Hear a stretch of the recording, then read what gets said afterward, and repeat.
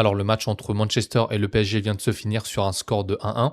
Et juste avant de parler du match, j'aimerais parler de Mason Mount qui s'est encore blessé. Cette fois-ci, c'est une blessure au pied apparemment. Il est sorti au bout d'une vingtaine de minutes et il s'est fait remplacer par Tyler Fletcher. Tyler Fletcher qui a fait plutôt un bon match sans ballon. Avec le ballon, c'est un peu plus compliqué. C'est pas Mainu, mais c'est pas catastrophique non plus. En revanche, ce qui me gêne plus, c'est encore la blessure de Mason Mount. On s'y attendait, on savait qu'il allait pas faire une saison complète. Je pense que ça doit bien gêner les dirigeants qui comptaient sur lui pour faire le troisième milieu de terrain. Maintenant, ils vont être obligés de recruter un milieu de terrain parce que même si la blessure de Mason Mount elle est pas grave, ça montre qu'on peut pas compter sur lui pour notre milieu de terrain. Il va jouer quelques matchs puis il va encore se reblesser. Donc là, d'un certain point de vue, ça peut être même une bonne nouvelle dans le sens où ça va forcer les dirigeants à recruter, alors que s'il avait été blessé au 1er septembre par exemple, ça aurait été mort. Donc je serais pas surpris si jamais il y a de nouvelles rumeurs concernant les milieux de terrain, que ça relance un peu tout ça. Et puis en plus, il y a un autre blessé à déclarer en la personne de Tom Heaton. Il a fait une sortie et sur le dégagement, il a l'air de s'être blessé à l'arrière de la cuisse. Bon, ça c'est moins grave que la blessure de Mason Mount dans le sens où c'est notre troisième gardien. On a vu que Dermot Mee, le gardien qui l'a remplacé, faisait largement le travail. Donc j'espère que le club ne va pas perdre son temps à recruter un autre gardien.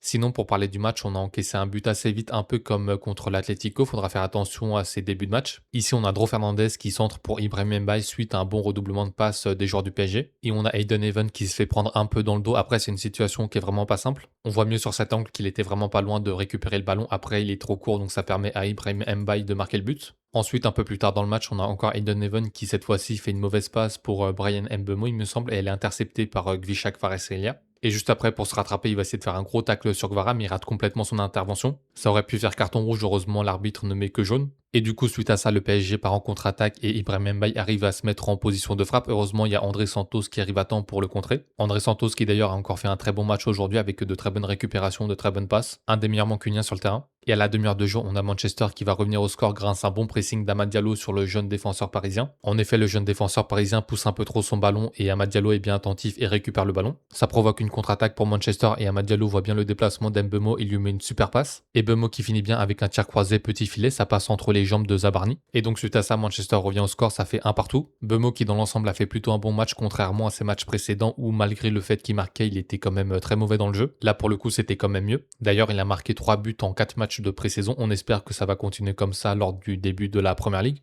Et ensuite, à la 63e minute, on a Michael Carrick qui a fait beaucoup de changements, comme souvent en pré-saison. Ici, on peut noter notamment la première apparition de Tielemans. Tielemans qui a fait vraiment une super entrée, que ce soit défensivement, offensivement, avec ses passes, notamment une passe de l'extérieur du pied pour Bruno qui était vraiment très bien. Si jamais on aligne un milieu Tielemans, Mainu et Bruno Fernandes, je pense qu'on a le milieu le plus technique de toute la Première Ligue. Ça manquera peut-être un peu d'aspect défensif et physique, mais contre les équipes qui jouent bloc bas, ça va être vraiment magnifique. D'ailleurs, sur le match, Tielemans, il a réussi 100% de ses passes, 21 passes sur 21 passes, le tout en jouant 30 minutes. Et du coup, on avait aussi l'entrée de Bruno Fernandes à la 63e minute. Il n'a pas mis longtemps à se distinguer puisque 5 minutes après, il fait une super passe en profondeur pour Joshua Zirkzee. Vraiment, le ballon, il arrive pile dans la course de Zirkzee. En revanche, il y a Safonov qui fait une grosse sortie. Malheureusement, dans la sortie, il prend le ballon, mais il prend aussi Joshua Zirkzee qui est resté au sol. Pour résumer le match, la première mi-temps, elle était plus en faveur de Manchester, surtout la fin de la première mi-temps. La deuxième mi-temps, ça a été un peu plus compliqué avec l'entrée de Neves, Vitinha, Marquinhos et compagnie. Même si plus le match avançait, plus l'équipe était dans son match.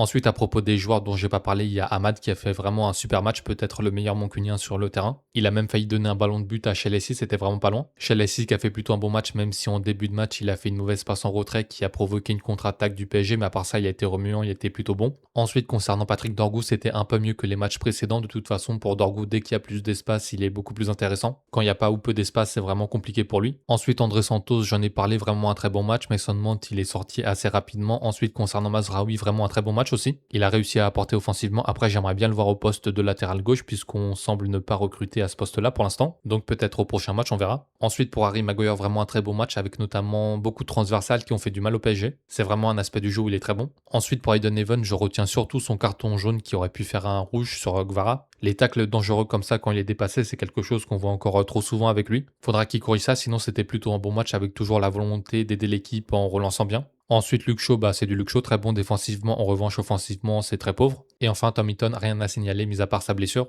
Du côté des remplaçants, j'en ai parlé, on a eu Tyler Fletcher, on a eu Diogo Dalot, on a eu Leny Yoro qui a fait une très très bonne entrée et qui pour une fois lors de cette pré-saison a joué à son poste de prédilection, c'est-à-dire au poste de défenseur central droit. Ensuite, Dermot Mee, bonne entrée, rien à signaler. Bruno Fernandes, une bonne entrée comme d'hab. Ensuite, Harry Hamas, une entrée plutôt décevante dans le sens où il s'est fait passer par Mbaye et offensivement, il a eu beaucoup de déchets. Après, Jack Fletcher, rien à signaler, c'est un peu Yacht Nature. En revanche, pour Youri Tillman, c'est vraiment très très intéressant. J'ai vraiment hâte de le voir jouer 90 minutes. Et enfin, concernant Xerxes, c'était plutôt une bonne entrée. Il a raté des choses, il en a réussi d'autres. Et du coup, comme absence, on avait Mateusz Cunha et Sen Lamens qui tous deux étaient malades. Normalement, c'est pas trop grave, ils devraient rejoindre le groupe en Irlande pour le stage d'entraînement. On avait aussi Chesko qui était absent, mais il devrait bien faire le stage de préparation en Irlande comme Lamens et Cunha. Et pareil pour Karl Darlow qui devrait rejoindre le groupe pour le stage de préparation en Irlande. C'est dommage qu'on n'ait toujours pas vu le jeune Tynan Thompson, le jeune joueur qu'on a recruté de Tottenham. Je commence à perdre un peu espoir sur le fait qu'on le verra durant la pré-saison, mais bon, on verra bien. Voilà pour le débrief du match, à demain.